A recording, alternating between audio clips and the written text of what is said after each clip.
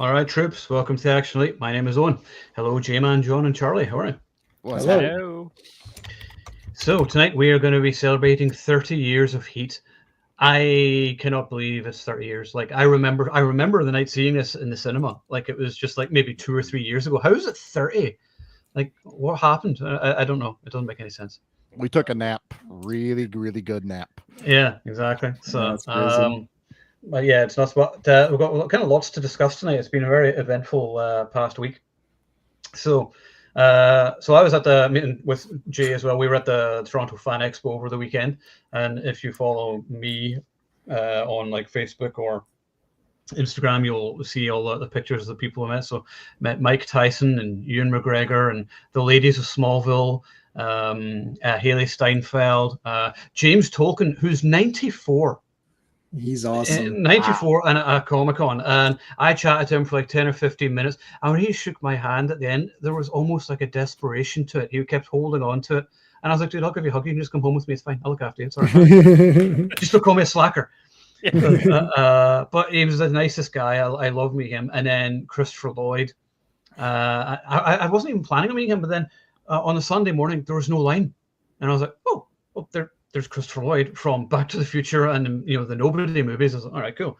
So I went up, spoke to him about Nobody 2, and said it's my favorite film I've seen this year, action movie this year. And then I mentioned another movie of his called The Dream Team, which he did with Michael Keaton back in the day. Do you remember that? Yeah. Yes. Where they escape mental patients. And I said to him, Yes. yeah, there's a line of dialogue he says in that movie where he says, would somebody please take me back to my room? And I said, the way he says that, I said, it's his most like heartbreaking piece of pathos. And he said, oh yes, and I remember that. I love that movie. And I was like, yes, it was awesome. So that was cool. And I met John Boyega, who's actually really cool as well. Do you see I love wearing my Last Jedi t-shirt, and I literally just wear it just to piss people off. And this guy actually came up to me, and it says Malin Head, the home of Last Jedi, because I got it in Ireland where it was filmed, right? So, Okay, yeah. So it's not because I like the film; it's just because I like Ireland, where I'm from. But so this guy comes up to me, awesome guy, and he's like, "What's your t-shirt say?" And I said, Malin Head from The Last Jedi. He said, oh, that's awesome. He says, do you know what? He says, The Last Jedi is actually my favorite Star Wars movie. And I was like, is it? And I was like, okay. All right. Oh, that's a random person, right? Yeah. It was, okay. Yeah. But he was dressed up in the Finn costume. And he said, do you like a movie? And I was like, sure, it's fine. Yeah. Hey. Yeah, you know what? I was like, that's fine. I said, to be honest, I just like wearing this t-shirt just to piss people off. And he burst out laughing. He said, that's awesome. But I just like the fact that, it was just someone who said it's my favorite movie, and he wasn't saying it to be mean or not. It's just his favorite movie. And I'm like, right. Fair enough. Whatever. Go for it. Good for If you. you love it, you love it. Hey, you know what? Right. I don't like guilty pleasure because you should never feel guilty about liking it. No, I'm very guilty. You like it. Now, Leia floating in space, yeah, I'll leave that. But other than that, it's like it's. I mean, it is one of the worst Star Wars movies to me. I mean, I don't like it. It is. I mean, I nearly walked out about halfway through. Whenever Leia floated through space, I remember the cinema was quiet, and you just heard me go, "What the fuck?" At least we started with Star Wars, so we don't have to exactly. Yeah, right. Yeah, we don't have to worry about the part fun. of it. Yeah. Yeah. So anyway, It did take long to mention that. Oh, exactly. So anyway, you might all notice the greatest shirt of all time, Death Stalker with Daniel Bernhardt. Awesome. Trailer was released today, which looks fucking awesome. It's out in October, so we'll be there for that. So I was talking to the guys before we went live there that Daniel Bernhardt was actually supposed to be there at the fan expo, but there was like a scheduling conflict, so we couldn't make it. But I was able to get this t-shirt anyway, and there's going to be a store online soon which sells the t-shirts in time for the movie. Because I've had a bunch of people message me saying, where'd you get that shirt? Can I get it? I'm like, no, it's mine. So let's see, I'm just saying, oh, great messages already. So yeah, anyway, so that was awesome. Jay, how did you find it? Because you were in a different so I went on Friday, which is the lesser busy day, which means it's crazy busy and you can't walk around anywhere. But I met up with two of the Supermans, Brandon Routh and Tyler Hoechlin, which I didn't say his last name because I don't remember, but I found them. Hoechlin. It's pronounced. Hoechlin. I heard someone say because I was like Hoechlin. Yeah, I didn't know, but yeah. Just keeping it. Yeah. He was very. There's no one in his line. He was very open. His line did get bigger after, I think, because like right after I left, it started to get bigger. But like he was super open, and he introduced himself. He's like, "Hi, I'm Tyler." I'm like, "Hi, I'm Jason. How's it going?" We talked about Superman. I haven't finished his series yet. I've still got 2 seasons out of the 4 to watch, but I own them all. But we talked about Bigger, which is the movie he made about bodybuilding, where he's So that it's just like, it's like that. I've watched Pumping Iron like 400 times, and this other thing came up, Bigger. I'm like, what's this? And I'm like, oh my god, it's so cool. So it's really cool. That was good. So we talked about that, and then I met Brandon Routh, who's like the suit. Like he is so crazy nice and just like inviting that like I literally felt I actually feel bad about not liking Superman Returns. Like he made me feel a bit. We didn't talk about Superman Returns. I talked about CW, the Superman, when he came back. Yeah, see, there you go. There's your end. Yeah, because that I actually think that is that. Well, first I mean, you can say the plane scene in Superman Returns is the best Superman scene ever. That's my favorite. Yeah. So yeah, like but like that's pretty cool. That's probably the best. Yeah. He's cool. Well, none of the actors who played Superman, I've never had a problem with any of the actors. Actually, it's more just the direction they take of the character and the writing of the story. That's the problem. It's not the actors. Like Brandon Routh looks awesome. He's still like he looks good now. And he does have great hair. I don't know. Someone pointed that out. His hair looks good. I was like, I know it does. I didn't want to say anything. Your hair's fabulous. Your hair's awesome, buddy. And he did an interview with Katie Sackhoff on her thing. So I'd listened to that. So on her podcast. So we talked about that. But it was pretty damn. I know Bane of the show. No, we know Man of Steel is not great. Bane knows me. So yeah, that was great. And then we got to meet Shatner, which was just awesome. I mean, he's 94, still doing cons. My wife is like, her favorite person is William Shatner. And the problem is that the last time she ever went to a convention, Owen was there with his brother, and they went and met Shatner, and she hadn't gotten fully into Star Trek. This is like what, 2017, 20, like years ago. Before COVID, is way before. And my wife doesn't like going out, crowds. She can't do it, right? So I said, and we never really watched Star Trek at the time. I said, "Do you want to meet Shatner? The guys are going, right?" And she's like, "Oh, I don't know." She's like, "Nah, I'm good." I was like, "Okay." Then we started watching Star Trek, and she got so into it. And she's watched it like 4 or 5 times over, like I have. So it's like she loves Shatner, and I was like, "He's never coming.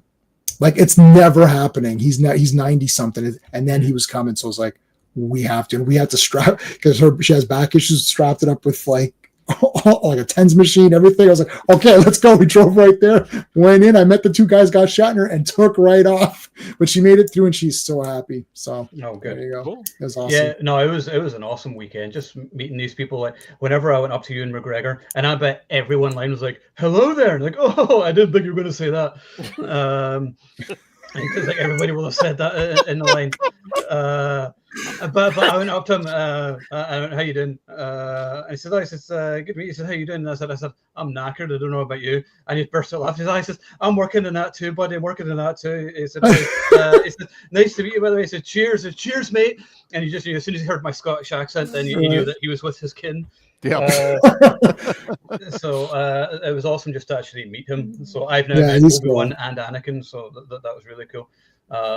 And that was definitely a highlight. Although the meeting the Smallville ladies was obviously the great one. But I know everyone's waiting for us to talk about Heat, and we'll get to it. Be patient. But whenever I met Kellen Lutz the other night, and that was awesome. So I went up, and he was just about to take a break, and I was like, "Oh well, I'll just see. I mean, just get a quick selfie or whatever." And I went up to him. I went up to him and he said, "How you doing, buddy?" Came over, shook my hand, gave me a big hug. And this guy is a fucking tank. He is a huge guy. And I was like, this guy needs to be like a huge action star. It's he's awesome. Everyone's like, "Oh, it's the guy from Twilight." I'm like, shut the fuck up. He's done other movies apart from that. It's like, they have to punish somebody because they were in a franchise they didn't like or whatever from 10 years ago. Yeah. Like he's not allowed to do anything. Well, it wasn't a remake, so Yeah. I'll give it, and I liked part 3. Yeah. But So anyway. I haven't even seen them. I think I saw the first one. But anyway, he was super cool, and we did a message and sent it to John. Appreciate it. And you may notice how just ridiculously awkward I am in it, because I didn't know he was doing a video. I thought he was doing a photo. He said, "Oh, that's a video for John." I'm like, what did I don't know what to do with my hands. I don't know. He did that with me. Like when I was he came to my, I work in a trampoline park, if for everybody to know. So you're like, and it was funny because my one associate comes up to me and she's all like hot and bothered, and she's like, "What's his name? Edward?" She's like, "Edward's here," and I'm like, "Great." I'm like, "I'm John. Nice to meet you." You know, and she's like, "Who the hell's Edward?" She's like, No. He plays Edward in Twilight." So I'm thinking, So I go up and I go, "Okay, let me go check." And she's like, "He's wearing a white shirt and a cap." So I go upstairs to where the trampolines are, and I see one guy with a white shirt and cap, and I'm like, "That's not Kellen Lutz." Then I look over here and I'm like, "That's Kellen Lutz." And I walk over and I lean over. I'm like, "Hi." He's like, "Hey, how you doing?" I'm like, "Hey, you guys having fun? You know, anything I can do for you?" He's like, "Oh, no." He's like, "I got a question for you." I was being sarcastic. I'm like, "Are you an actor?" And he just big smile. He's like, "Hey, how you doing?" I'm like, "I'm doing great." Big fan. And from there, he was awesome. He took pictures, he signed autographs, and then he did the same thing. Oh, and he's like, "Let's do a shout out to ActionFlix." And I'm like, you can see me in the video. I'm like, "Yeah." And I'm like, I have no idea what's going on right now. I don't know what I'm doing. I know you're sort of like, "Oh, I'll just stand here and be socially awkward." But he was like the nicest guy, though. And like the fact he commented on my Instagram post, which was awesome. Nobody else did. But he's like, "Thanks for coming and hanging out, you guys." I'm like, "What the heck?" So that is awesome. So that's badass. We could probably get him on at some point, actually. Oh, I can try, yeah. So, but yeah, just to agree with you, Owen. I felt like like the second time he came in, because he came in a second time, and then he gave me like one of those bro hugs. You know, you did, and then he's like this, and I'm like, I feel like a wee little man right now. Yeah. I'm like, it's like I'm scrawny and pathetic. Yeah, can I say, like, his family is awesome. Like his kids, so adorable, and his wife so nice, and just so awesome. Yep. He's just awesome, Logan. Anyway, shout out to Kellen Lutz for being an awesome big time, being. Absolutely. So, all right. Heat, 30 years off. So, interestingly enough, I remember seeing Heat in the cinema back in the day. And first time I watched it, I didn't love it. I was like, it was all right, but why is Al Pacino terrible in it? Which to be honest, I still think he is. I think he overacts terribly in it, but I still love him anyway. But there is a reason for his overacting in it. His character is addicted to cocaine, which is never really explored in the movie. But it's if you read the sequel, which I'll get into later, the book, that's more part of it. So Vincent Hanna is like a major cokehead. So whenever he's like, got a great ass and stuff like that, he is like basically coked out of his head at that point, the character. So that's why he is, the way he is. And I was like, oh, okay, that kind of makes sense why he's like that. But he also, because he overacts, though, he just gives it some personality, because everyone else is sort of, controlled and cool and whatever else, but Al Pacino just kind of chews the scenery, whereas Robert De Niro has just never been cooler. This is one of the times where I'm just like, I want him to get away at the end. Leave Waingro alone, just get in the car with Edie and just go. But no, we have to go back. Just every time. But everything about this movie, great, maybe the greatest shootout of all time. The shootout is absolutely incredible. But the thing is about this movie and Michael Mann movies in general is that there's a vibe to it. Like if you go to YouTube, there's like all these Heat, like soundscapes and things, and I listen to it, and it's like chill out vibes and things. And for some reason, there's that kind of sort of the music is fantastic. Like Michael Mann's music is always amazing. But yeah, the visuals, just the whole visual style, and just the city of it just looks amazing at nighttime and everything else. Incredible supporting cast like Val Kilmer, Danny Trejo, Tom Sizemore. Both Tom Sizemore and Val Kilmer are gone now. It's funny, and Ashley Judd is in there. I mean, Ashley Judd, pretty much everyone that has like a speaking part.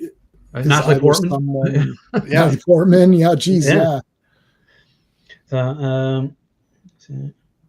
I'm sorry, just reading Skeptic there. Oh, that's Skeptic. He's one of my guys. He's a Star Trek. He's talking about Star Trek. That's a great episode with the flute. Yes. Yeah. Skeptic. It's very good.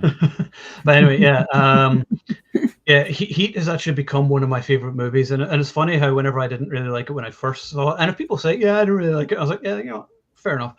But me, I have grown to love it. And it's like probably my top 10 of all time.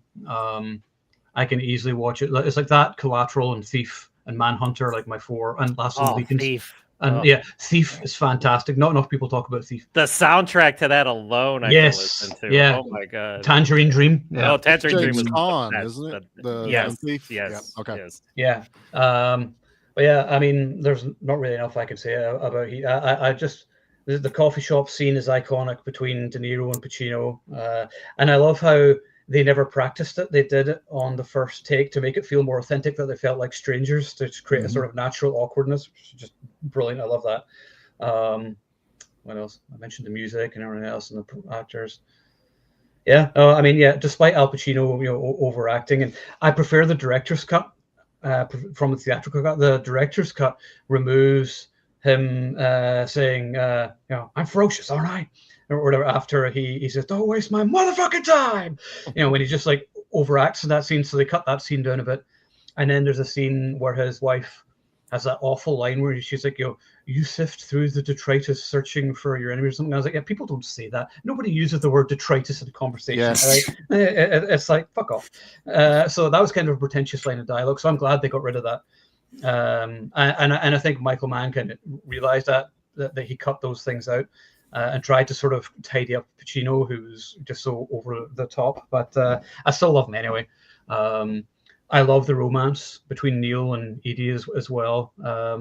I just like how he's kind of standoffish towards her whenever she, what are you reading or whatever, and he's sort of like, fuck off. It should be like me if someone starts talking to me. But it's just sort of, he's initially just, he's paranoid. Like I love the line, I'm alone, not lonely. I think that's such a great line, which I can relate to as well. So, I mean, there are some great lines. Anyway, I'll stop talking. I'm going on like a fangirl here about it. So, anyway, who will go next tonight? Charlie. There you go. Ooh, me. You're not last for once. I'm not last. I don't have to follow J-Man or something like that. No, I honestly hadn't watched this movie in like 25 years. I'd watched it I want to say late 90s, early 2000s. Kind of like you, Owen, the first time you watched it, I went, okay. Not a, like, there's great action sequences, but not the type of action movies I was used to watching. So watching it the other night, dude, I was engrossed into this movie. I was just like, I'm watching film right now that has really, really good action sequences in it that are just amazing. I mean, I could watch those scenes over and over and over again. My wife, she's watching it with me. We started it kind of late, and it got, I don't know, it was almost midnight. She goes, I'm tired. How much longer we got in this? I went, we're only like halfway through. She's just shitting me. I was like, it's almost 3 hours. I was like, yeah. I was like, you can watch it later. I didn't go to bed. I stayed up and watched the entire thing. I wasn't even tired. Just sat there, just enjoyed it, every second of it. And also, like you guys said, you just turn your head and there's like, I know who that is. I know who that is. I know who that is. I was like, even his girlfriend, or the wife, I was like, why is she so familiar? Why does she look so familiar? She's the Russian agent from Jackal that had the burn scars on the side of her face. I'm just like, holy fuck, man. I was like, he was eating me up trying to figure out who she was. It's a little dialogue heavy. Owen, I think Michael Mann, I wish I'd have watched the director's cut, because there are points where you're just like, yeah, this doesn't sound like what normal people say. He is guilty of that, I find, in his movies, though. I think dialogue doesn't sound natural. It sounds portentous, whatever. I mean, it's cinematic, I guess, but you're sort of like, yeah, people don't really say stuff like that. So, yeah, and Pacino, like, to me, after seeing Pacino and so many other things, I honestly just wrote it off as Pacino being Pacino. Yeah. But I did read that they cut the whole understory of him being addicted to coke. And I'm like, if you're going to cut that, then you should have had a reason why he's acting the way he is. More restrained performance than in the movie. And it had been so long. Like, I remembered the dialogue in the diner. Everyone's seen it. I probably even watched it on other clips and stuff, because it's amazing. I totally forgot that the Natalie Portman daughter character tried to commit suicide in this thing. And I'm just, that scene happened. I'm literally shocked. Like, I'm just like, the fuck is going on? Like, I had no idea what was happening. I was actually like holding my breath at points in the movie, just going, damn, this is a damn good movie. Like, it's not one I would ever put on like in the background or something. No, it's one you have to like focus you gotta on. be Yeah. keyed It's in grown-ups on this. entertainment. Yeah. And that's how it really felt. Like I said, when I watched it when I was younger, it wasn't my flavor. Now that I've watched a lot more movies, doing a podcast, we've realized that we pay attention to a lot more. Doing this stream, we pay a lot more attention. Also, just when you're older, you see more. You've been through more life experience. You understand the characters a bit more and what they've gone through, I think, as well. Absolutely. And I'm with you, Owen. I wanted De Niro to get away at the end. I was actually mad at the ending. I'm just like, fucking, yeah, it was a brilliant lights behind him, blind Pacino, wound him. I was fully expecting everyone to walk away and then get on that fucking plane. And then he shot him. I'm like, I totally forgot this. Oh my God.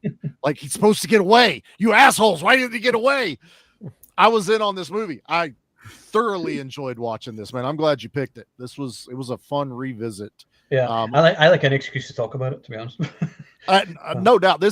We're not going to do it justice tonight. I mean, there's going to be so many nuances of why he wrote it this way and character development and shit like that. And, you know, there's a lot of stuff I know about it, which I'm just not going to read, because like I became obsessed with it for a while. So whenever I read the sequel, then I was just reading all the behind the scenes stuff and everything else. And I just love watching whenever you see like a master like Michael Mann at work putting a film together or whatever, you know, like, oh, we just don't get many filmmakers like that anymore.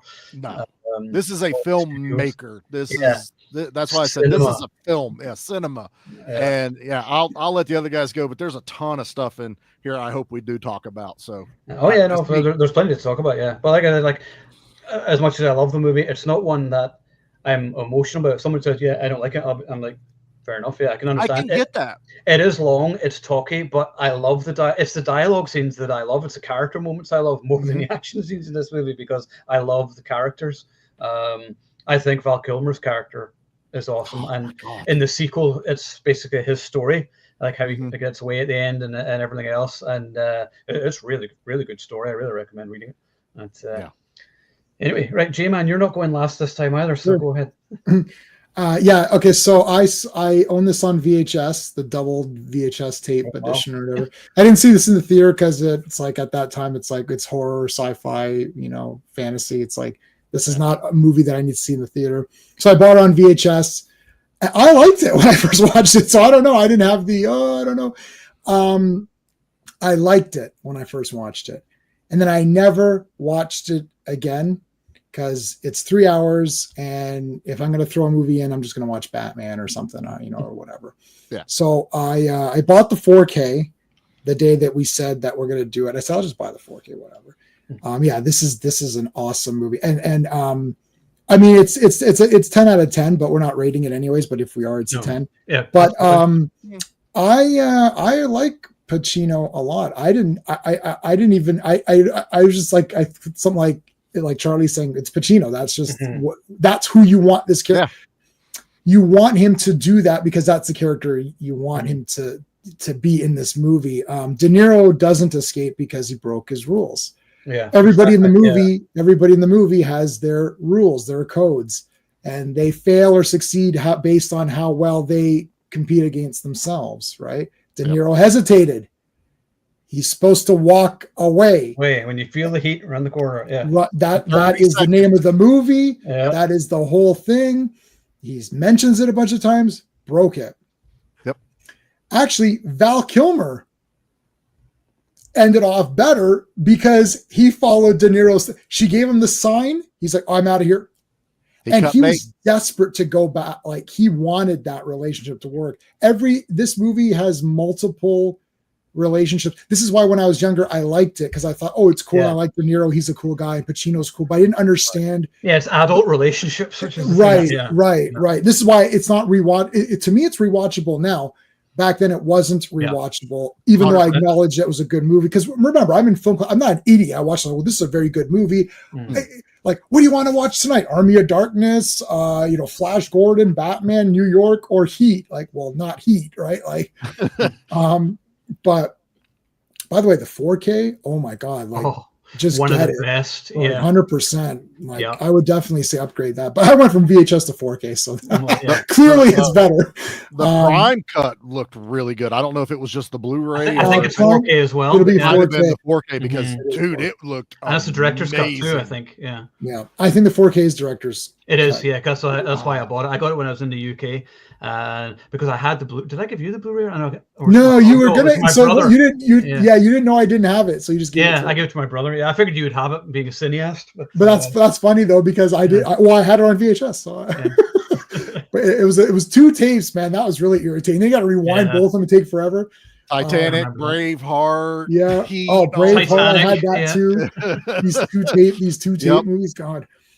Anyway, yeah, it's a masterpiece. I love everything that happens in this movie. I don't know, the 2 guys, like the best part, I remember this when it was happening too, is where they go, they're like, what do they look? They're at that stockyard thing, and like, what are they looking at? Like, what are they trying to do? And he's like, well, boys, he goes, I know what they're looking at. Hello. It's like, what is this? Like, they're looking at us. It's like, how's it going? I was like, that is so cool. Every relationship type is covered. So you've got buddies, starting romance. So you've got like bad relationship, Val Kilmer and Ashley Judd, they're kind of on and off and they're screwed up. You've got the terrible marriage, right? Then you got the people who are just falling in love, so starting a relationship, right? But you also have relationships within the gang, and then you also have relationships with De Niro and Pacino.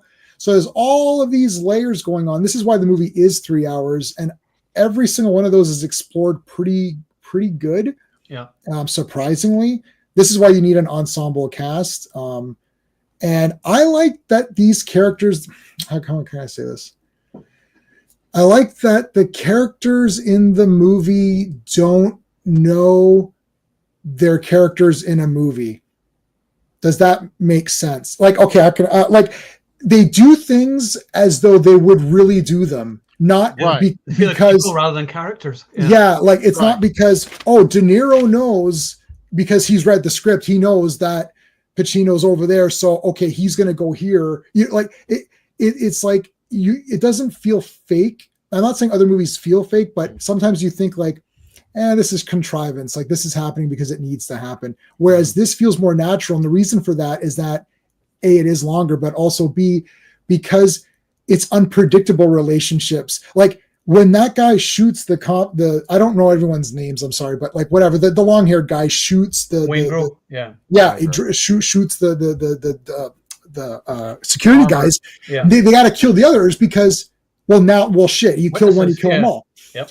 But then De Niro doesn't he's so meticulous in every aspect of his life, right? And he plans for everything that he doesn't like anything outside of the plan. So then he's like, F this guy.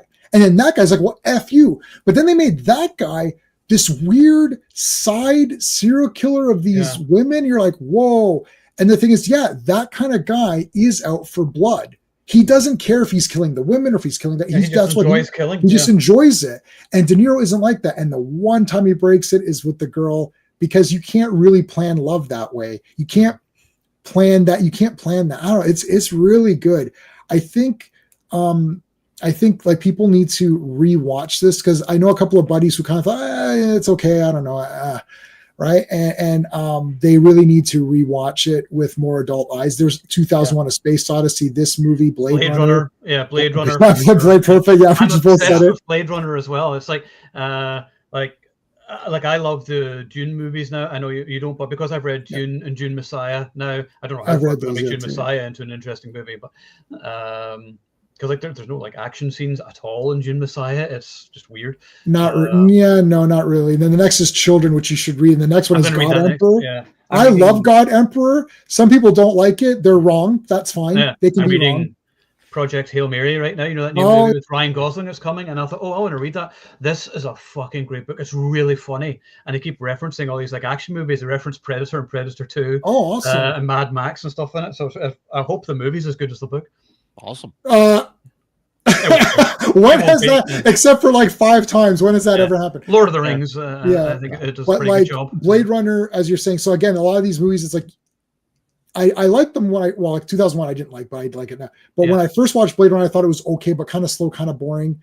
And then as you watch it, as you grow with it, you understand more what's going on. I read the book, which then helps me understand it even more.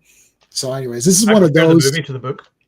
Yeah, you prefer the movie? Yeah, I mean, I Philip K. Dick can't do wrong in my eyes, so that's true. But yeah. I think Roy Batty is a better character in the movie, and the whole Tears and Rain speech isn't in the book. That's completely made up by that's made up by Hauer, or whatever. Yeah, but the book isn't about Philip K. Dick's books aren't about.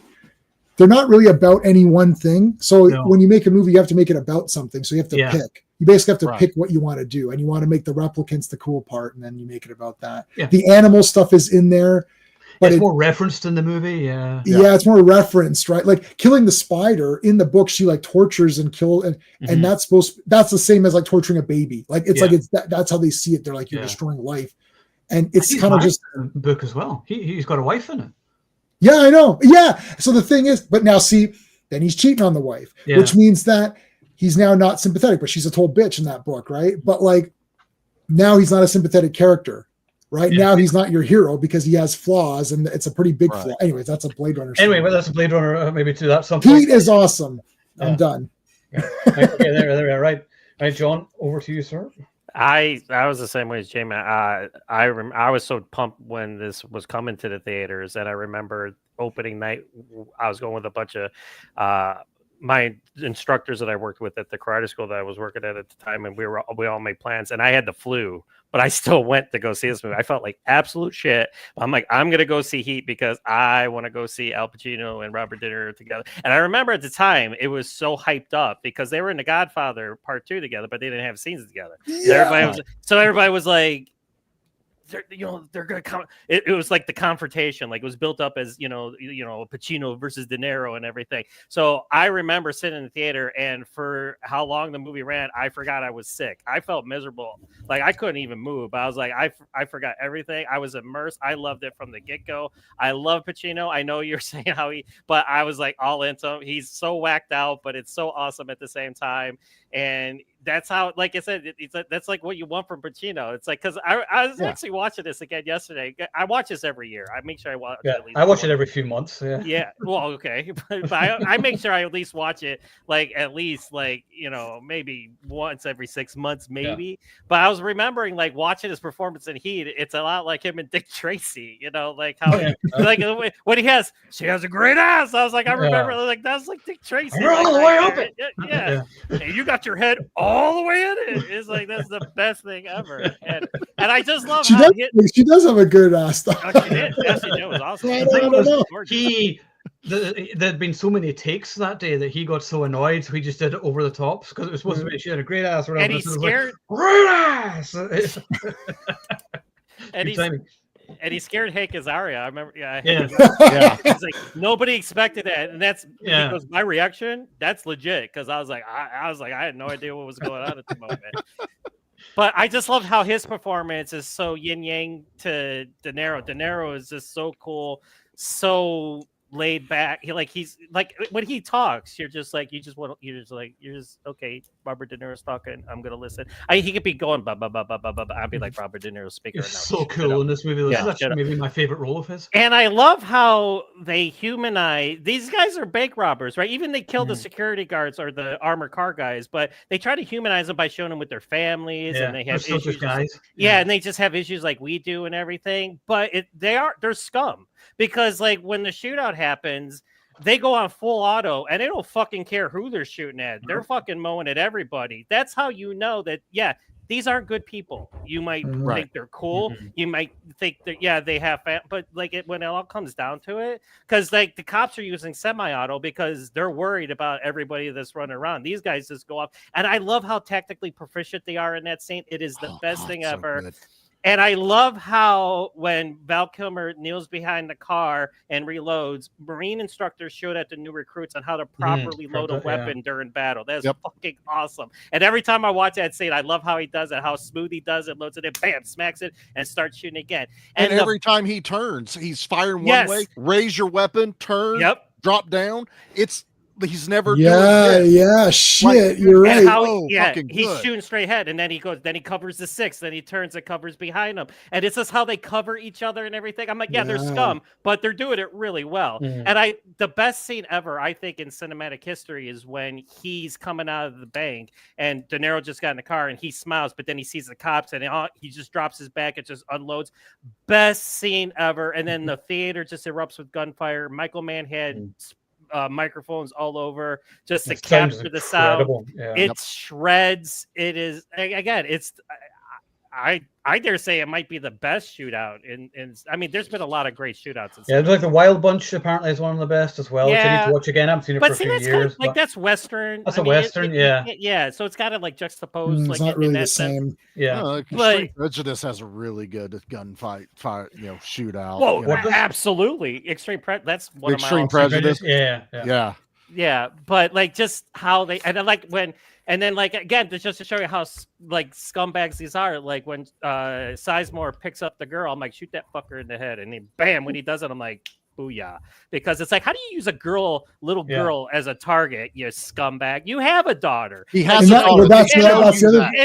It's like what Yeah, I a caught that too. hypocrite! Yeah. Holy Mhm. cow! And then I just love when he shoots him in the head, and then he cocks and you hear the gun cock, and he just exhales. It's like Mhm. best moment ever. Game over. And again, Yeah. you got Dennis Haysbert, who unfortunately doesn't last very long when the shooting starts. And then Danny Trejo, and it's Henry Rollins, William Fichtner. It's like every time you turn around, there's like, hey, there's another great actor. There's another great character actor. And like I said, to this day, I was like kind of floored that some people don't like this movie. I'm like, oh, okay, well, let's discuss that because that's interesting. And I can see how like Owen or you, Charlie, like if you watched it for the first time, you could probably be like, I could kind of see it, but Yeah. like when I watched, I was like, this is exactly what I want. Like it's one of those movies that it's so long, but like I watched it again yesterday, and I'm like same thing, Charlie. I was tired. I had to get up the next day to take my girl to school, but I'm like, I watched the whole thing, and I like couldn't it stop just watching. time flies by, and you're just immersed in these characters and in this It world. didn't feel like 3 hours. No way. That's to its benefit. Yeah, Is no way. it's so well paced, even with the talking points. Because John, you nailed it. I'm hanging on everyone's words. Mhm. Like every time they say something, I'm like, all right, Mhm. where's this going? That's because the everyone angle? was developed immediately. You knew. Okay, I don't know how many characters were X number of characters, but each one had a purpose. You understood who they were and what they were doing, when they were doing it, how it was going, blah blah blah. Not like where there's many characters and you're like, what is happening? Like if you pause Heat at any, I just said this on another stream today. If you pause, not for Heat though, for something else. If you pause Heat and then say, okay, what's happening? You'll be like, okay, well, yeah, I guess De Niro is pissed at that guy because he shot those guys. Okay, yeah. Well, what's happening with Pacino? Oh, well, his wife is upset that he doesn't spend enough time with her. Like, it's like, oh, Natalie Portman's character. Oh, her dad. I feel like her genuine dad. lives are being led. Yeah. Like you understand what's happening, so you're engaged. You're like, oh, let's see what happens now. And then even there's so many multiple things that even if you don't like one part, the other parts are there. But I actually liked all the parts. But we can discuss after John's done to see why are some people don't like it, but anyway. Yeah, so I was just going to say that too, and I just love, like, again, of course, it's Pacino and De Niro. You know, obviously they did movies together since then, but did nowhere come close to what they did here. But I just love the fact that they're on both sides of the law, but the mutual respect between them. And you can see that in the scene. We're at the coffee shop. And then at the end, when he shoots him and De Niro raises his hand, he grabs it and he's just standing there next to him. And the music swells. And then you just see directed by Michael. Best ending ever. I just love that ending. Perfect ending. It's the perfect, right? And the music, and that music at the end that they play, I mean, I get chills every time I hear it. The music is just perfect to this movie. It's like one of the best soundtracks ever. And I love how there's no music during the first part of the shootout. Like it's all just the noise and the chaos. I mean, music starts to swell like later on in the fight. Like once they start, you don't need it at that bit though. The sound effects should be sufficient, and they are. Yeah, exactly. And just the power of the weapon. You could just feel the power. Like a lot of times you watch action movies and they're shooting guns and stuff like that. You're like, yeah, cool. But you can really feel the power of these weapons. And yes. And again, to go back with the Marine thing, like cops show recruits how to successfully retreat in a situation with this movie. Like, this is how you do it. Like, if you get this kind of situation, this is, and they show recruits in the police academy how to, like, so that's how you know this is like, they took their time. Michael Mann is one of those filmmakers, like, you know what? It's like, I might not make the perfect movie all the time, but you know what? I'm going to try my hardest. And you could just tell he tried to get every little nuance in there, and it just shows to the end. And I, like I said, 5 out of 5. It was 5 out of 5 the night I walked out of the theater, and I've just grown to love it even more. I've had the VHS, the DVD, the Blu-ray. I got the 4K now. I had a poster, but again, I lost it in the fire. So I have to get it. Right. I have to get it. Yeah. So I was like, I got to get, that's the other. And I love the story how Val Kilmer was filming Batman at the same time, right? Mm-hmm. And they said he took a pay cut to do this movie because he just wanted to be able to call Al Pacino, Robert De Niro, Alan Bobby for the rest of his life, and he just to star with these guys. And he said, he told Michael Mann, he's like, I will take less money if you put me on the poster in between these guys. And Michael Mann was like, no problem. That's why he's on the cover. What? That is awesome. Yes. That is absolutely he told awesome. Michael Mann's like, you got it. And that's why he's on there too. And he's on. I love that. And he's right. And he's right. He is. Yeah, he is. He is. Yeah. But he's a great character too. He's a great character. Yeah. You know what's interesting? Yeah, go ahead. Sorry. No. Okay. And I just wanted to say at the end, like, again, so tragic because even with the problem, like, Ashley Judd cheated on him, but you can see like there was a lot of go wrong. And then same thing with Al Pacino's wife. But I love Al Pacino when he goes into the guy sitting on the couch. He's like, I'm not mad. He's like, I'm not gonna watching my TV. Yeah, you're not allowed to watch my TV. Can't watch it. And all he wants to do is off. And all he wants to do is unplug it. But he's like, and he breaks it, and they're all just sitting, and the guy's like on the couch like this. It's the best thing ever. But I just wanted to say about Val Kilmer. I just, like I said, you said I haven't checked out the sequel, the book, but I would love to see Val Kilmer's character in his own separate movie, like what happens afterwards. Apparently, Austin Butler is going to be playing him. That's what I heard too. It's either going to be Austin Butler or Leonardo DiCaprio. I hope it's Austin Butler because I'm not a huge Leo fan. And then the last thing I'll say, and then we can go into our conversation, is and then him driving off at the end when she gives him the side. He's devastated. He wanted to come back for her. He did love her, and it's just tragic and such a good movie. Like I said, epic. Yeah. That's the one word I describe. So I'll tell you what happens next if you don't care. No, go ahead. So he gets away, and then he goes to a club where John Voight's character. So he goes to see him, and then he helps him get out, and then he ends up going to South America and working for like some crime lord there doing it's like some kind of computer stuff. I can't remember. It's been a couple of years since I read it, but and I think he's like a bodyguard or something like that.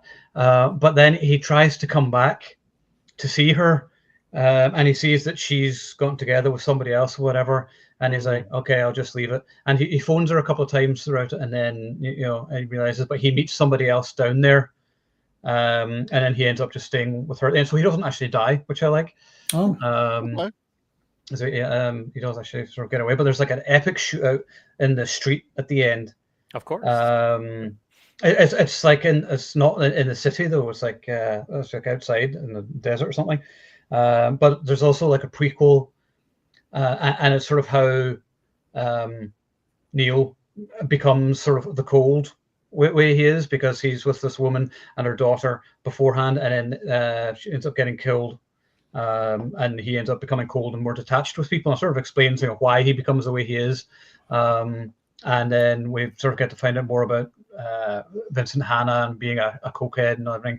And then he spends a lot of time still looking for Chris Shiherlis for the rest of the movie, which is Val Kilmer's character. So he's looking for him throughout the book, or not movie.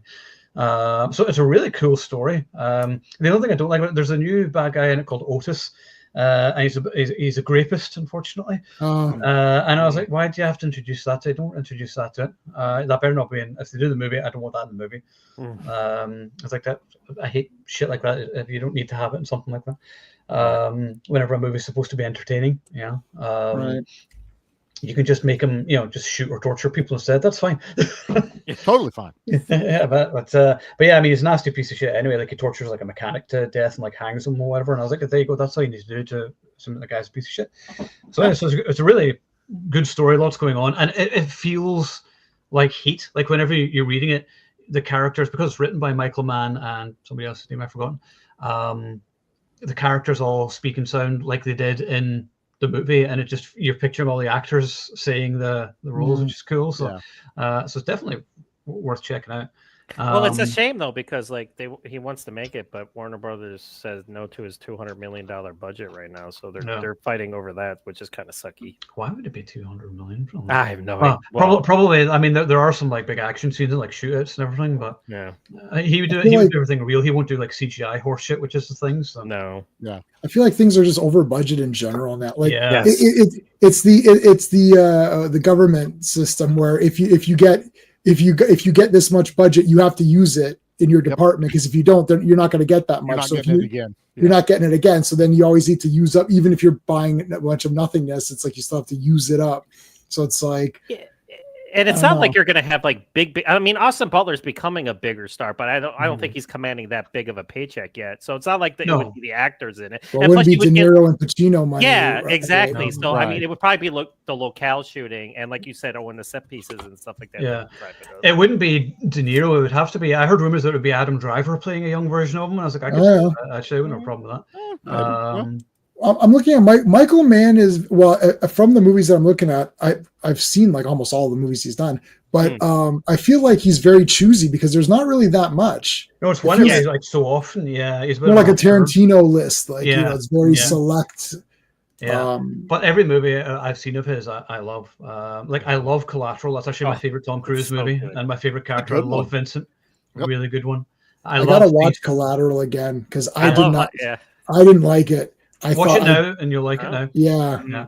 The only thing I don't like about it is shot with digital cameras. I hate that they did that. It's kind of, but it still has a great score and everything. I like the music and everything. Once again, Miami Vice, the movie I enjoy, but it's not Miami Vice. It's just a cop movie, but it doesn't feel like Miami Vice. That's what I thought. I saw that in the theater and I had the same reaction. It's not like a badly made movie. No, it's just not Miami Vice. What does this have to do with Miami Vice? It's not at all. Yeah. And what Manhunter, of course, is fantastic. It's awesome. Yeah. That's the best of the of all of those Hannibal Lecter movies. Hannibal Lecter ones. Yeah. I love Brian Cox as Hannibal Lecter. He's the friggin' best. More restrained.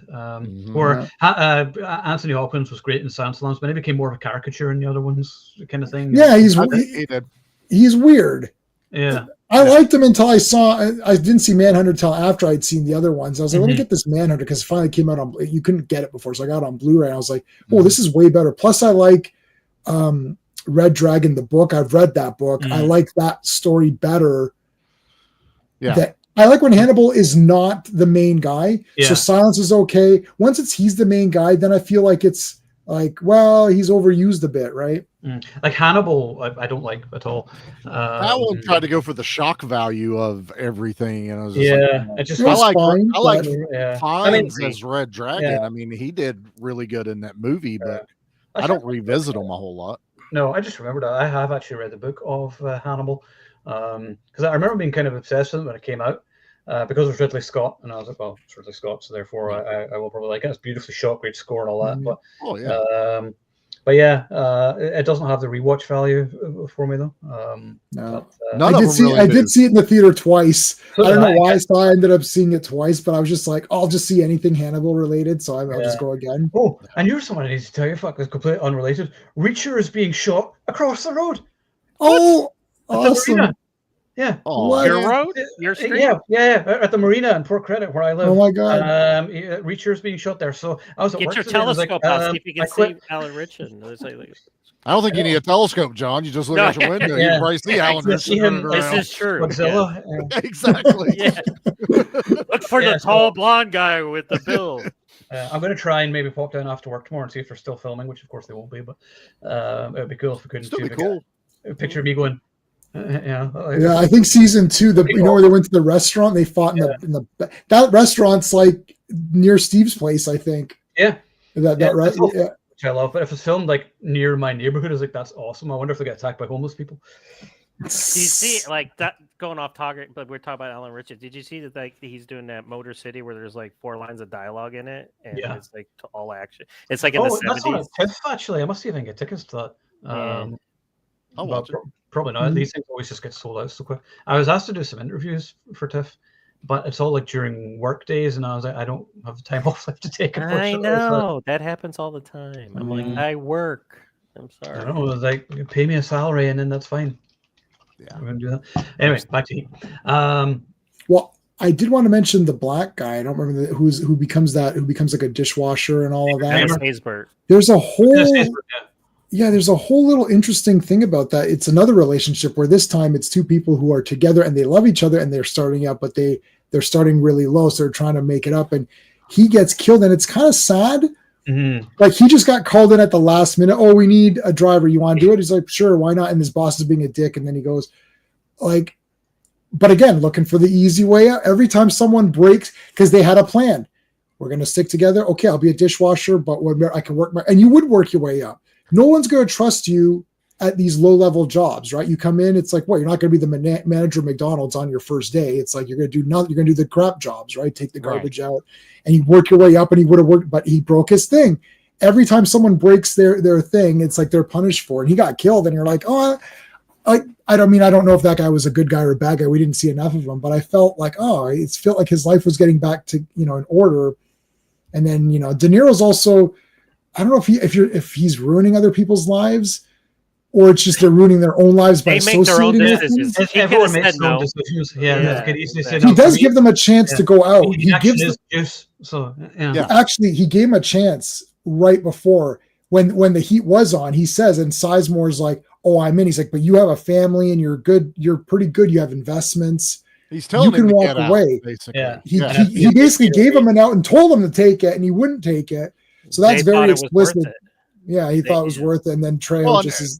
It was also everyone else was doing it. This is what he knows, and you're looking at the money and stuff. Yeah. But that was Trejo, but not thingy. But he had a choice. He said, Sizemore. Yeah, they're all looking at Trejo. Went, okay, I'm in. Okay, I'm in. Yeah, he's doing it for the thrills. But right? Sizemore, because everyone's going, yeah, and he's just like, really, assholes? Everyone's going to say yes.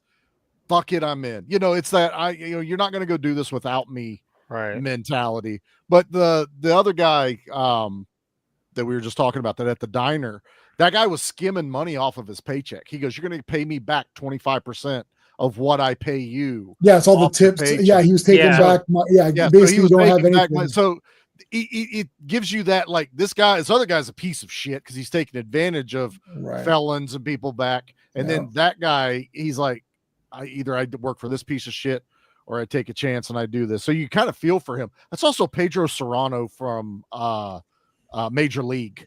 And that blew my mind. I was like, I did not realize. I'm sitting there going again. I was like watching this. I'm like, is this fucking Serrano? And Jackie kept saying it's the State Farm. Was it State Farm or All State? Oh my God, is that him? Yeah. I know it from that more. Yeah. Jerry Trimble as well. Hats with yes. Jerry Trimble is short. Yeah. I remember at the time because I was watching Jerry Trimble's direct-to-video movies, and I love the fact that he was in there. Now, of course, he doesn't really. I mean, even in the shootout, you really don't see it, but I just thought it was cool to see him. Yeah, it was just cool seeing him.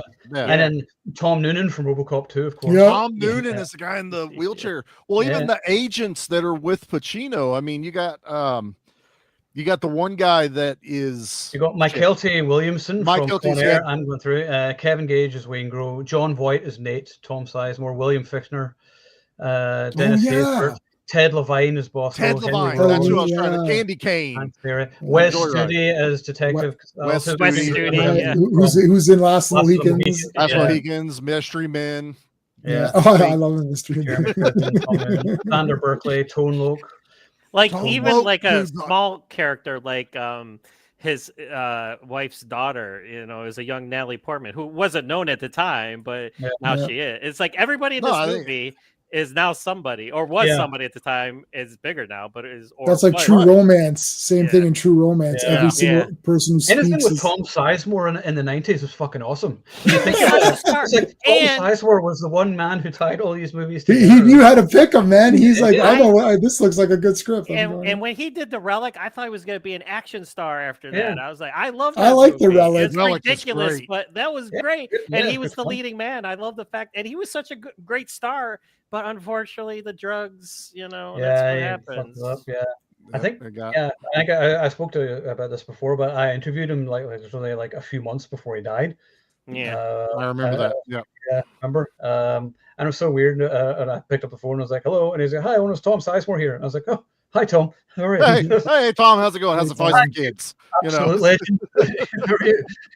So, yeah, sometimes you do have these moments whenever you do these interviews. I remember whenever I was talking to Malcolm McDowell, and I was like, oh, you're that guy from Clockwork Orange. I was like, oh my God. And he's like, hi, Owen, how are you? And I was like, oh, hi, Malcolm. All right. Can I call you Malcolm? I'm wonderful. Yeah. But yeah, no, I mean, Michael Mann is very good. The older you get, the more you appreciate his movies. I find definitely, and That's true. That's, like the Keep as well. I love the Keep. I got that on 4K. From, And that was yeah. Butcher too. And Yeah, it was I love Butcher that too, but I movie still love it. as Yeah. is. Just imagine like if it wasn't, or maybe it Yeah. wouldn't have Right. been as good if it wasn't butchered. Who knows? I don't know. Yeah, John, you hit upon something right there that I've been talking about with people Yeah. just recently too. It's like, oh, listen, I gotta review the product that I get. Also, remember, people keep saying this cut and that cut and this could have been. We don't know that. Yeah. Mhm. Right? It's We like don't the Cobra know. cut. People are like, I want to see the extended cut of Cobra, and I was like, yeah, there is no extended cut of Cobra. And I was like, there was like a work print or whatever. It's unwatchable. It's never going to be released. So shut up. It's not going to happen. Leave it alone. Right. Yeah. Move on. We don't, and also it could be the only time Conan, my favorite movie, where they added those extra scenes, they fixed the ending a bit so the girl's guiding him, so they fixed a few things up. But those things were initially supposed to be there that got taken out that they didn't want taken out. But if a director wanted it out, like if you got James Cameron, who's an auteur and he could do whatever he wants, then that's his cut. Like this crap of, there's extra shit going on. Why is there extra shit going on? Like it's like, or give me both options, right? That's fair, because you could also run into like the dude, I cannot think tonight. But Aliens, Terminator? No, Event Horizon. Event That- Horizon. Oh, that God, the yeah, studio removed shit because Right. they're like, you're not putting this out, but the director's like, I want it in, That's different. Yeah, So but that's what happened with that's the what I Keep want. as well. Because like Michael Mann won't even discuss the Keep in interviews because they butchered it so badly, and that's the thing. He doesn't consider it his movie. Right. Yeah, so maybe he could get a chance and release his cut, but I mean, I like it anyways. Yeah, I like it for what it is. Oh, I like don't- it. Yeah. Yeah, I The don't really, music, you the know. music is fucking amazing. I love the music. Yeah, Yes. man, I've never seen Thief, so I should. Oh, right, we need to get on. Oh, you got to It's- see that. It's coming out on Criterion 4K if it's I'll not just out already. wait for that. Yes. So I'm going to get that. I just have just it on get it. VHS.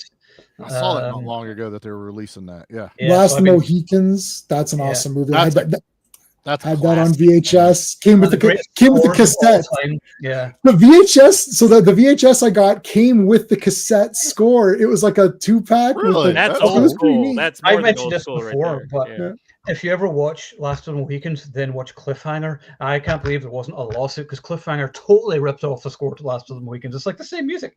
Oh my god, really? Okay, Yeah. okay. I Just gotta watch it, the watch opening it. credits scene. Just watch it and you'll be like, because like Last of the Mohicans, like da, da, da, da, da, da, da, da. Yeah. And then Cliffhanger's da, da, da, da, da, da, da, da, da. And you're like, yeah, that's pretty fucking similar. It just sounds very similar. Homage or stolen. It's very Yeah. They Right. just changed it just enough to where Yeah. 25%. Yeah. You got to do. Even You got, Vanilla Ice it. It's not ding ding ding ding ding ding. ding. It's Yeah, ding it's ding ding ding ding. Yeah. you know what? Oh my Charlie? god, that Okay, was the best interview ever. I laughed. No, so first of hard all, when I first of all, that's a lie. If I just play that one part and nobody knows if it's going to be the Queen or if it's going to be the Vanilla Ice, you can't tell. Anyways, You but- can't tell the difference. It's like, But no- dude, just say you stole that shit. I'll respect you more. If you just say Yeah. it.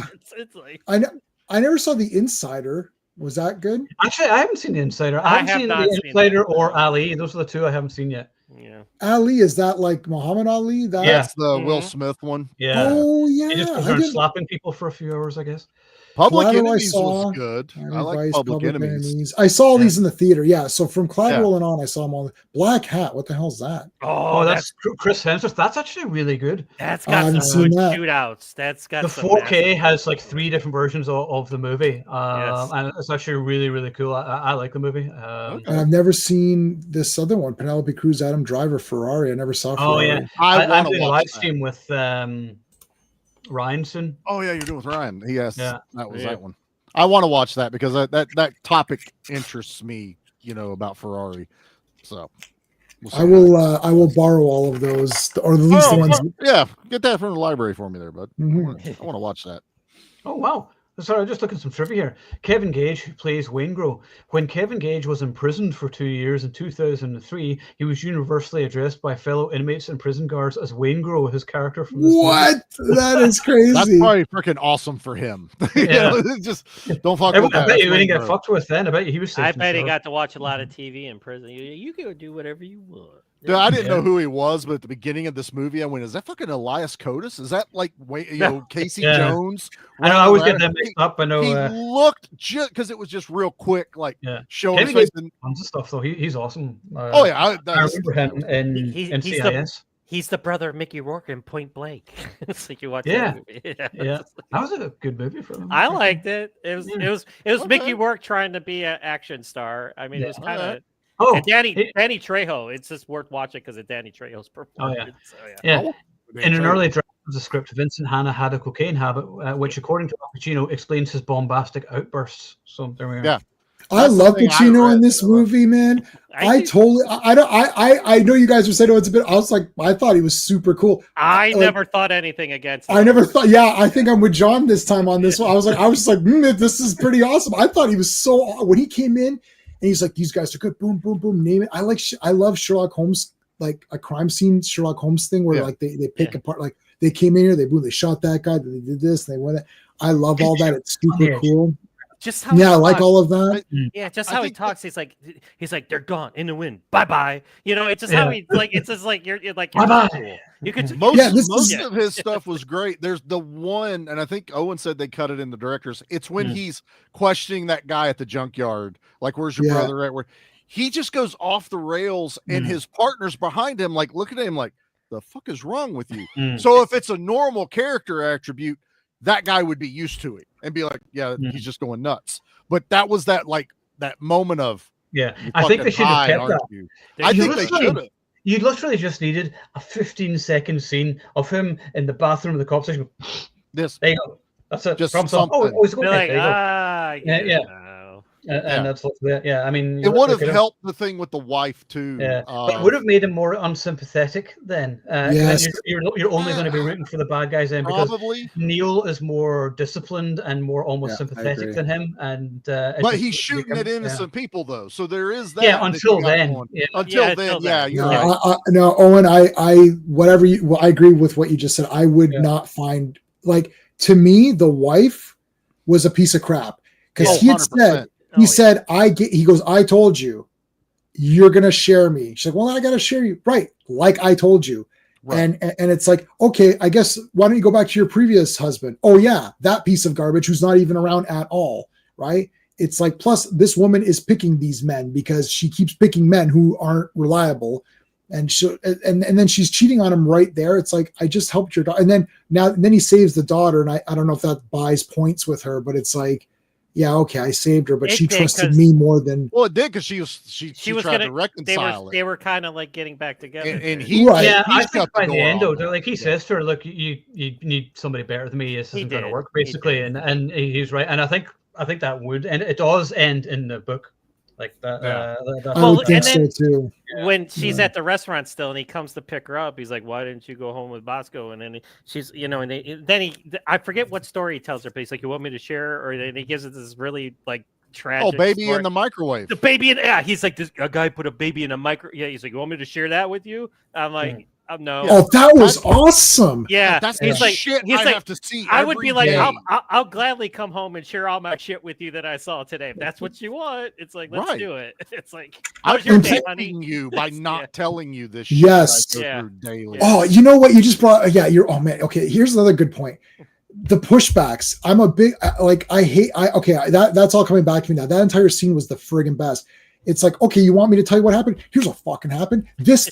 What now? You want to go to sleep? Oh, you can't go to sleep because you're right. Exactly. What do you think's going on in my life that I've got to do this? And what do you want me to do?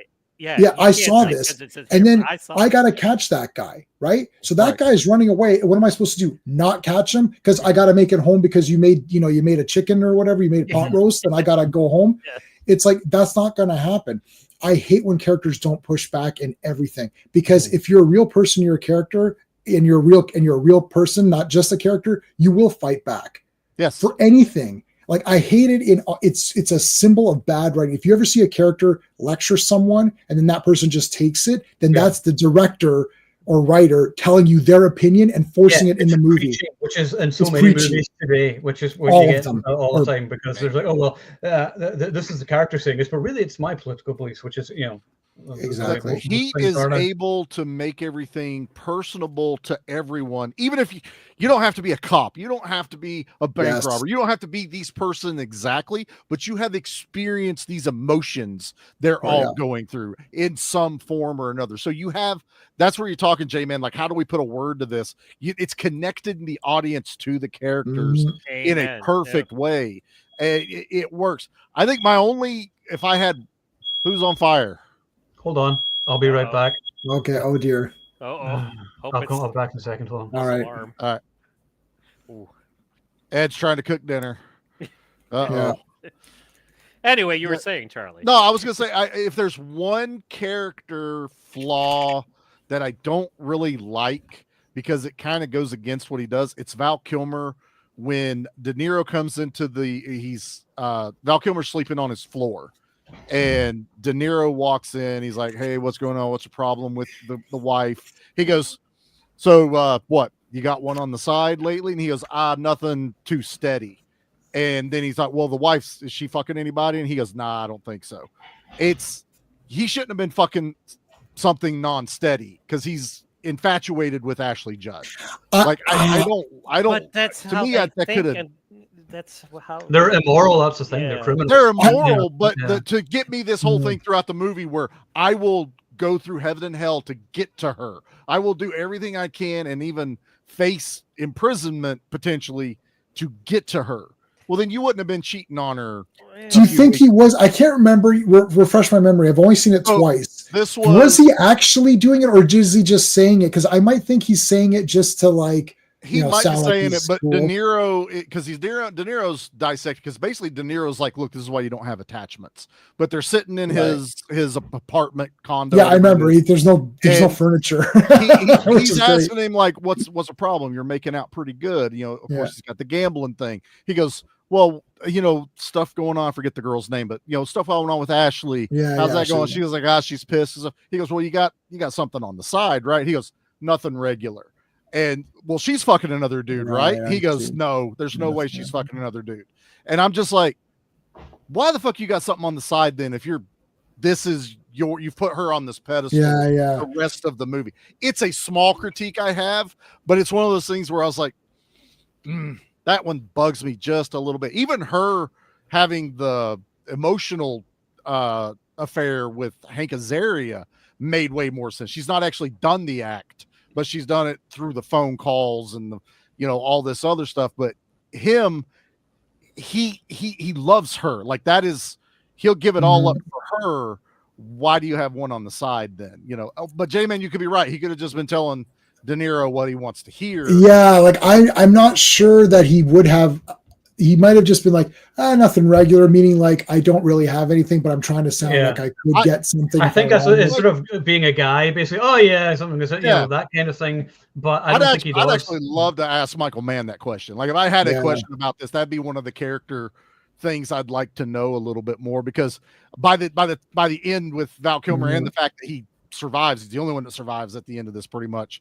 You're like, that one That's the only thing. Yeah, I don't think he had anything on. I think from his point of view, his relationship was pure. Yeah, well, because he spends a sequel desperately trying to get back to her. And you were bringing that up, made me think but he can't. That because there's a warrant out from the cops are looking for him everywhere, so he can't get to her. It's just not safe for him to get there.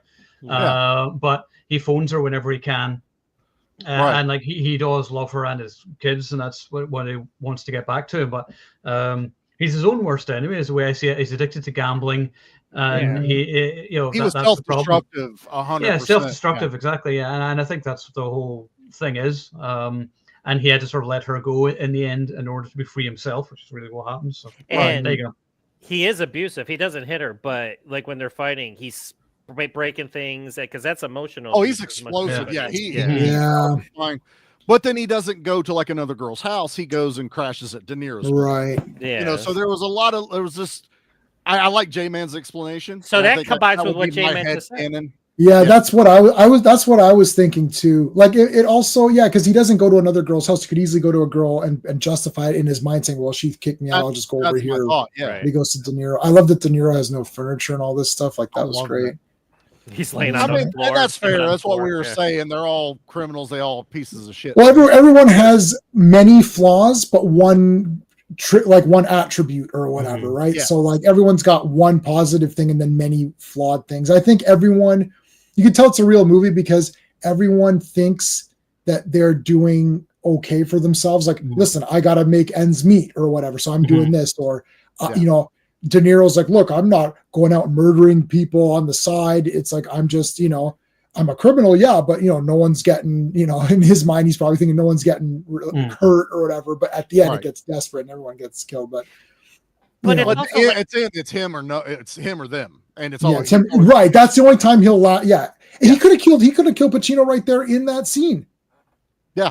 Realistically, why not? He could just kill him right there. Yeah. So, but they have mutual respect for each other, which is right. He's not sadistic or whatever. Yeah. Right.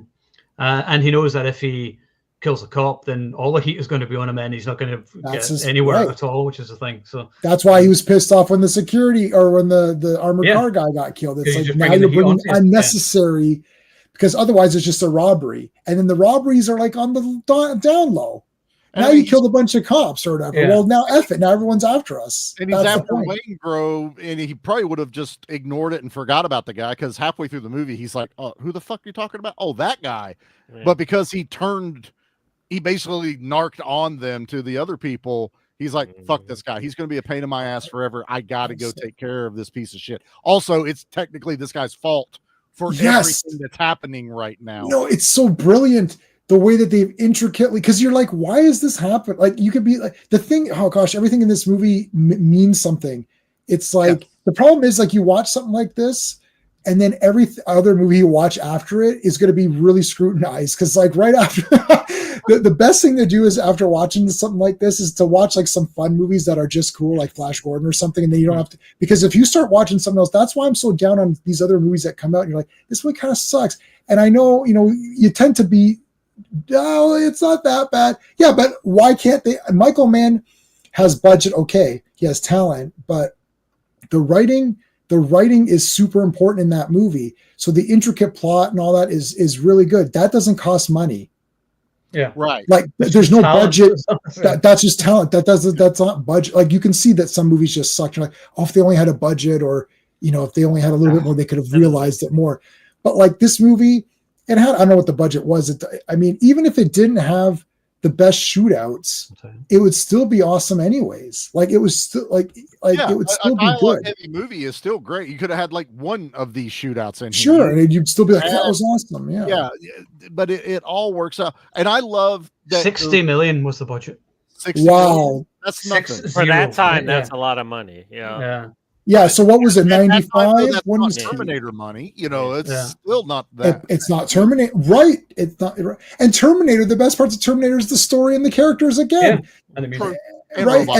And they had T-1000, which is one of the greatest on-screen villains of all time in cinema, pretty much, right? Like it's very dynamic, but everyone remembers the "I order you not to go. I know why you cry," right? Like all of the the smiling part, right? Hasta la vista, baby, right? Hasta la vista, the thumbs up. The I order you Also, not to go. maybe my favorite line in any movie. It's in your nature to destroy yourself. For yourself. I love that line because it's so true. And I was like, yeah, whenever we destroy ourselves, it will be entirely our fault. We're doing it right now. I mean, let's use more AI for this. Let's not. Michael Mann's just able to add more and more layers to his writing, because we were just talking about their natures. The guy that they stole from that got the bonds, all this guy had to do was they even justify it. Well, he's insured, he got all his money back. We'll turn around, sell them back to him. He's going to make money again. And all this motherfucker had to do was say thank you. That's all he had to do. Give him the money. Double crosses him. But he double crosses him because no one's going to steal from me. Who the fuck are you talking to? Henry Rollins, that I think says 5 words in this movie?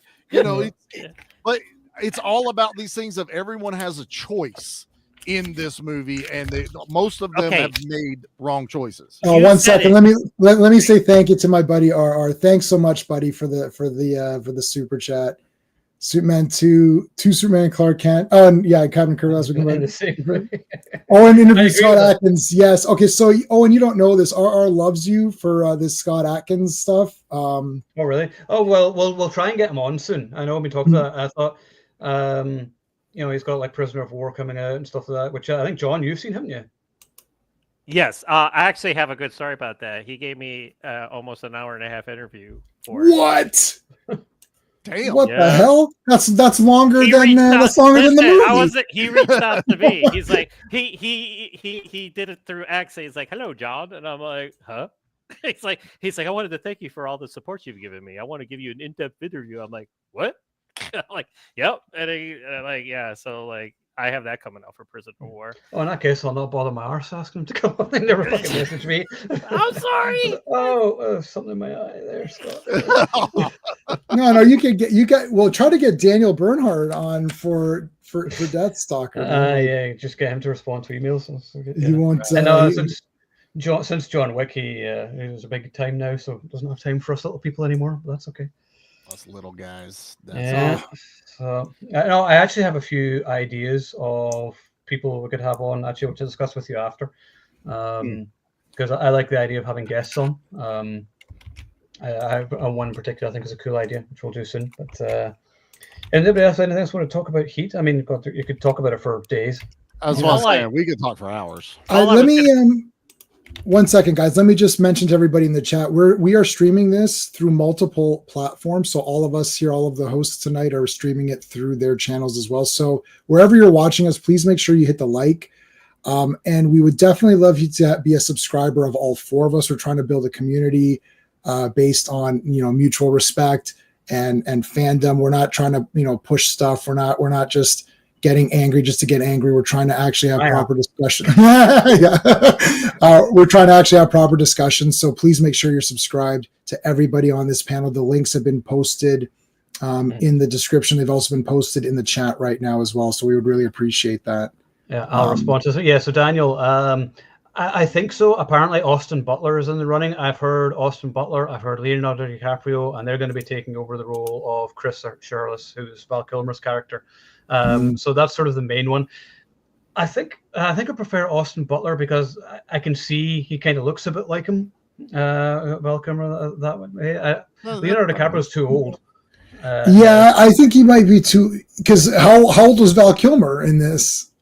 He must have been in his 30s. 30s. He was in his. And how old is DiCaprio? DiCaprio is so wait. Is DiCaprio would be older than what he would have been now, right? Yeah, exactly. Yeah. So that's weird. That would be too weird. Because Heat 2 is set straight after Heat. Like, that's the thing. It's not like 20 years later. I mean, it's set straight after. Well, if he still looks young enough, I mean, even though he's older in real life, you could still pass him off as somebody that's Val Kilmer's. I mean, it's possible. I mean, you can Wolf of Wall Street him or something, and make him. Well, I love Leo DiCaprio, like big time super fan of him, like from gosh, or Quick and the Dead, but maybe before that, like What's Eating Gilbert Grape, buddy? Oh yeah, yeah, Critters. The Critters 3. Critters 3. I fucking love The Quick and the Dead. That is a movie that does not get enough love. I'm going to actually do an underrated gem article on it for. I just got the 4K in my. Owen bought me the 4K with his gift card to me. So. Oh, is the 4K actually out yet? Because I know we were like. You bought it for me. Very nice of you. Thanks, Steve. It's definitely out. I have it in my hand.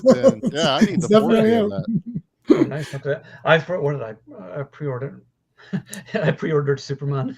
Yeah, I pre-ordered that too. Well, but everyone knows I buy all Superman. Yes, same here. I'm too. I was like, if it's DC, I'm going to buy it. Well, there's a couple of things I haven't bought, but this will be the last one I buy because I'm not even going to watch any future ones. I'm kind of done there. But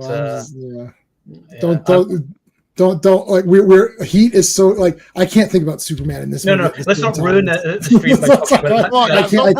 Real movie here. Everything I said, yeah, everything I said about Heat tonight. Say the exact opposite for Superman. Yeah, exactly. Heat would have been better with a CGI flying dog. It's literally the exact opposite. I'm a TNG who doesn't seem to care too much about Interlight. I can take or leave it. What's that? The only TNG. Oh, he's responding back to Skeptic. Oh, Skeptic. Oh, you guys are going back in. Oh, are you on TNG? I'm gonna fight you on that later.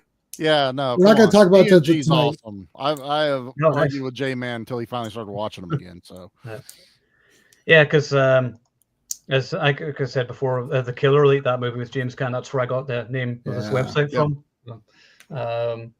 Which I'm sorry, that's kind of really cool of me. I'm just well done, Owen. You're so cool. But yeah, so what's next week? One of my favorite films. Happy 30 Years to Heat. Awesome movie. If you haven't seen it, watch it. If you didn't like it before, give it a watch with adult eyes, and it gets better and better as the older you get, the more you appreciate characters. Can we just not do one of these for a while, like where I feel old because like 40 years old, 30 years old, 35 years old? Well, no, there's no good new movies, John. We have to. No, that's the problem. Yeah, what are you talking about? Nobody's interested in talking about. Actually, I saw a movie called Isolated at the Big Bad Film Fest. I covered it virtually. Yeah. It's a Yakuza thriller, Japanese. Oh yeah, it's 90 minutes long. 80 minutes of it. It's just balls out. Insane. It's swords and guns, and it's just you're exhausted watching it. It's so awesome in so many ways. I was sent like a press release for the Big Bad Film Fest, and they invited me to it in LA, and I was like, "Hey, you want me to go to America?" No, but I might go now. Like if I can save money, I might go personally because that looks like it's a lot of fun. Yeah, I mean, it would be cool, but I was like, yeah, well, not right now. I can never. Yeah, no, but then I was like. But you know, if you want to send me screeners or whatever, go ahead. And he goes, yeah, okay. Never heard from him ever again. I was like, oh well. Yeah. Like this one guy always offers me clips, right? He offered me a clip to this other movie that's coming out. I'm like, hey, great. And then I'm like, hello. I'm like, whatever. I'm like, you know what? I'm here if you need me. Actually, my only problem with Heat is that we only got to down. He deserved a worse death than he got. He deserved like a Universal Soldier death, thrown in a combine harvester at the end or something. So or throw him over so that way he's falling. Yeah, I was kind of hoping he was going to fall out and like land in a car. He should have landed in a car and killed Edie. There you go. It would have been. That would have been like SPL worthy right there. Like, yeah, kills him. No, it's perfect for the movie that they're doing. No, it totally is. No, it is. It's not over the top, but yeah, he was a scumbag. Yeah. And he betrayed everybody. Yeah, and he was a serial killer. Like they flat out say he's a serial killer because he's a serial killer. Yeah. Dude, I cheered when Danny Trejo opened the trunk when they were going to kill him, and it's just lined with trash bags.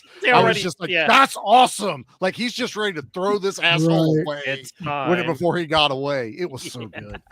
I love the character of Edie. She's just one of the most endearing, appealing characters, and she's just so likable. And she's in the second one as well. Like she gets taken in by the cops and whatever, and she's telling them about her relationship with Neil and everything. They're like, how much did you know about him, whatever? And she's like, apparently I knew nothing.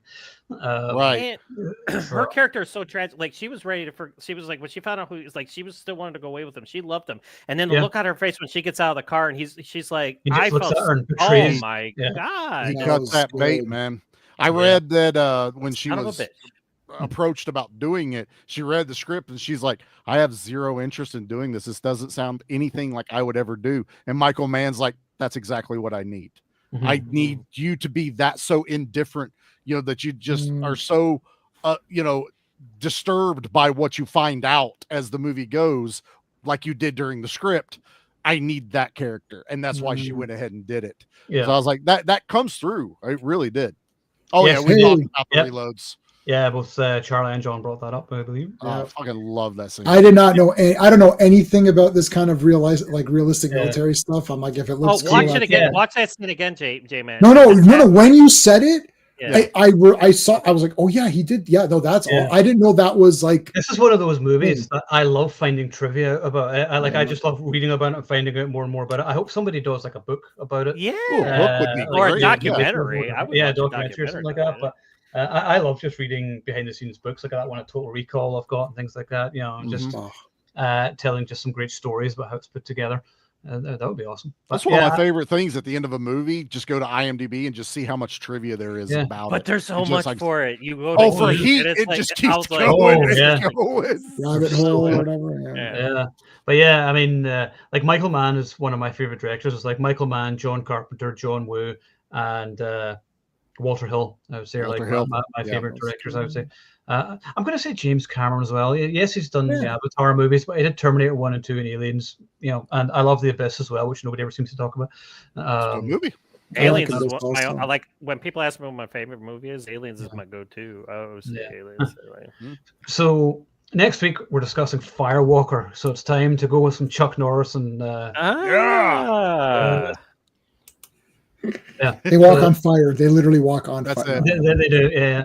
That movie is a ton of fun, and just any excuse to talk about Chuck Norris and Lou Gossett Jr. is great in my book. And it's got the chick from Flash Gordon as well. So what's not to like? So I literally watched it on the plane about a month or so ago, and then I messaged the guys and I was like, you know what, we're going to talk about Firewalkers. And we were all happy. So I'm good with that. It's Chuck Norris, man. So, it's canon, Chuck Norris, and do the greatest things together. Yeah. Exactly. And that's what we do here. Like everybody talks about Invasion USA and Missing in Action. We're talking Firewalker. That's right. And then the week after, we're going to be doing Red Sonja versus Red Sonja, the Arnie version versus the new one. I watched New One the other night. I won't say anything here. You can check out the site for my review. But join us in a couple of weeks for that versus. We haven't done a versus for a while, and that's always good chat. Because I don't know which one is actually better. Oh, we got to give the great ass. She's got a great ass. You got it. Yeah. All right. So is that it? Anybody else got anything cool coming up? What are we doing? Sunday we're doing Phantom of the Paradise on Circle of Iron. So that'll be never fun. seen it. So it's a new. Oh, it's very weird. My wife said the trailer. I already know. She's like, my wife's like, I think you're watching that one on your own. I'm like, fine, I'll just watch my Blu-ray copy on my own. I don't need anybody with me to watch it. I've got it from the library. I'm looking forward to it. So you guys talk it up. So we'll see how good it is. I just finished watching Unstoppable with Don Lee in it. I was watching it last night and I was enjoying it.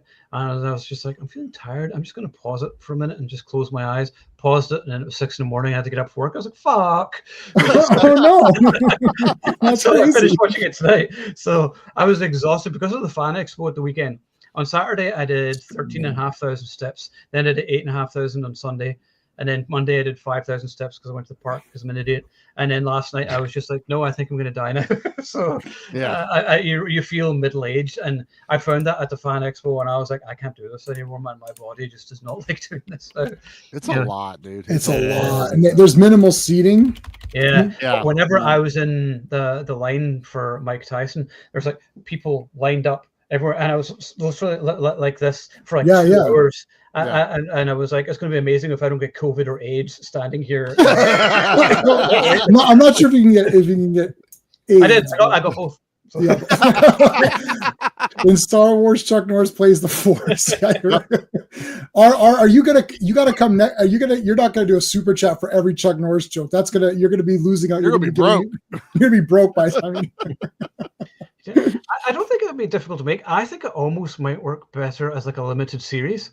Like these days, like there's some really quality TV shows you could do. You could do like 6 to 8 episodes or something, maybe even I could longer. see that. Yeah, I think it could work more, but in terms of like getting that cast, if you need to have Al Pacino available for that amount of time, particularly, like, how can he be in it though? He's in his 80s now, so although he's a father.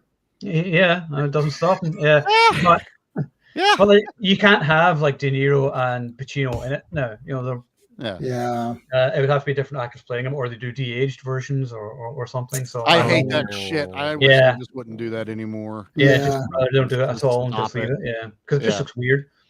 Right. It just looks like everyone looks like they're doing the Polar Express or something. Yeah.